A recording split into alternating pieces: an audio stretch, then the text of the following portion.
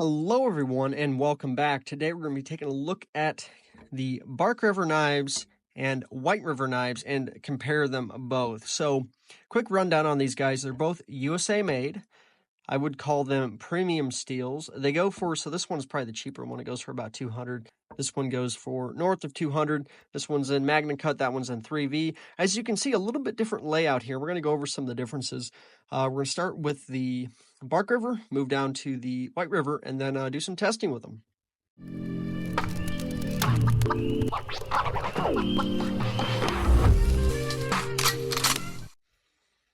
So this Bark River knives is made with CPM 3V. I picked this guy up from Blade HQ back in November. 90-degree spine, little under 5 inches of cutting edge, convex edge. So that's something to keep in mind. This is going to be a little bit more. This guy is going to be a little bit more difficult to sharpen than, say, your standard Scandi grind or even like a high flat grind, high saber grind like the White River. So Gideon's Tactical is a really good video on how to properly sharpen a convex edge. I do recommend his channel quite a bit. My Carta handle scales, they are pinned in here. I've beat on this thing a heck of a lot. I have not noticed them wanting to shift in any way whatsoever. I'm definitely a big fan. Full 10 construction. You do have a lanyard loop. This one's pretty narrow. You're not just going to be able to stick, 550 paracord into this hole. So you're going to have to kind of finagle it a little bit. Though good weight though on there. Comes with this beautiful leather sheath. Made in Michigan. This one's made in like Escanaba, I believe. So pretty cool. Leather sheath is ambidextrous, and you have a whole bunch of lashing options on the back, as you can see here. Let's see if my camera wants to focus.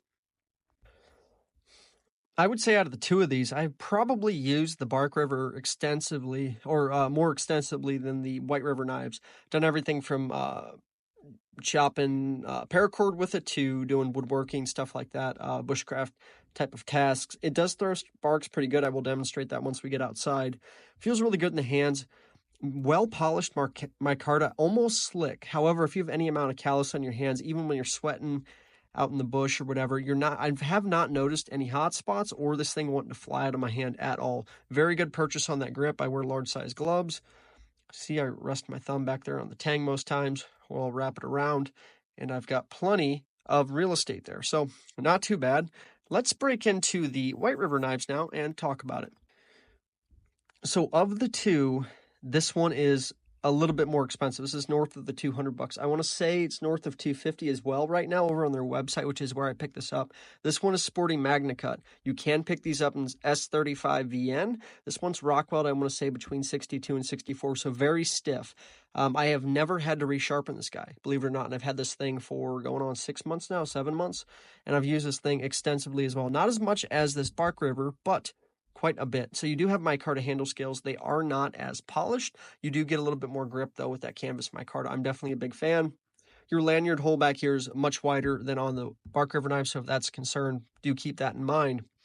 The cool thing about this, if you want to take these handles off and clean this, the back part of the spine here, you can do that. You just got to put some Torx heads in there and get it off of there. Magna Cut though, amazing steel. I've used this thing, I've almost worn it out, it feels like, but I've never had to sharpen it. It's still got a wicked sharp edge on there. Still is able to cut paper and all that good stuff. High saber grind, I believe on this, or a high flat grind, one of the two. 90-degree spine. Made in Michigan as well. White River, Bark River. I don't know if somebody had a falling out with somebody else, and that's what caused the two different companies. But I have this one set up for left-handed. It is an ambidextrous sheath out of Kydex. You have a little holder for your fire steel here, and like a little rubberized belt loop that has a buckle on it. So let's see if we can take that off for you guys and show you how it is very easy to actuate. Any belt really will fit through this, and of course I'm not going to be able to get that back on there. Whatever. Anyways, pretty good. You do have a drainage hole in this one. Do not in the Bark River, so that's something to keep in mind. This one's probably built a little bit more for the elements, just being out and about. This is probably, if I had to pick like the perfect camping knife for food prep, wood carving, bushcraft tasks, all of that, I'm going to stick with this White River in my opinion. However, there's a great many tasks that I prefer the Bark River for as well. Just a beautiful knife, very well crafted. I would say the attention to detail is not as great as the Bark River. You do have a little bit of a lip here. Nothing that's going to cause a hot spot, I've noticed, but it's just there in case you're, hey, I'm spending $250+. I don't really want to see any inconsistencies in the build quality, which is understandable, right? Beautiful micarta though. Again, I believe you have just under 5 inches of cutting edge on this guy too. Love this knife. Let's take it outside and do a little bit of chop. We are going to demonstrate real quick that these things actually can throw sparks. A lot of times a company who, knife producer, will advertise, hey, 90 degree spine, it will throw sparks, but there's like this much of the edge that's actually 90 degree spine. That's like unfortunate. I'm not a big fan of that. So I've got the fire steel that comes with the White River. See if we can't. There we go. So it can definitely get the job done. Let's check out the Bark River knives. It's kind of cool that micarta matches on there too, or at least I think.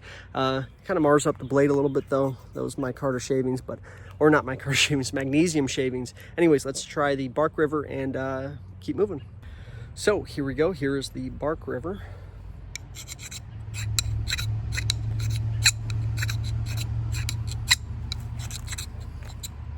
Oh, there we go.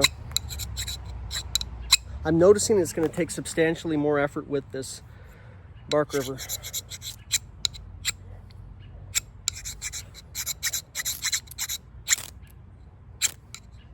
There we go.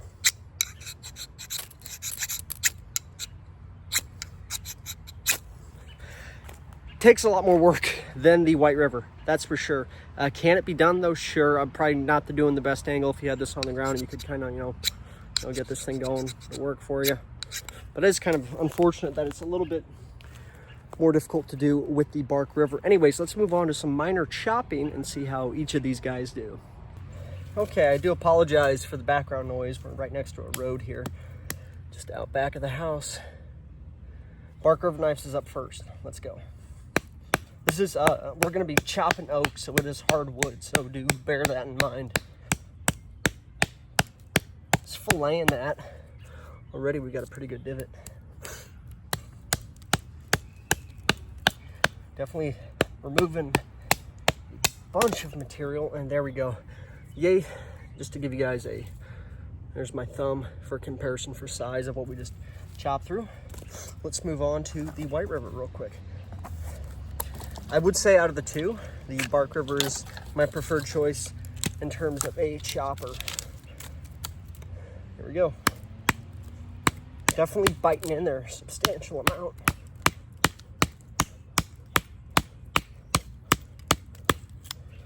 Almost biting in there too much. It's getting kind of like sticky to pull out, which looks like there is a bunch of sap right there, so that's something to keep in mind too.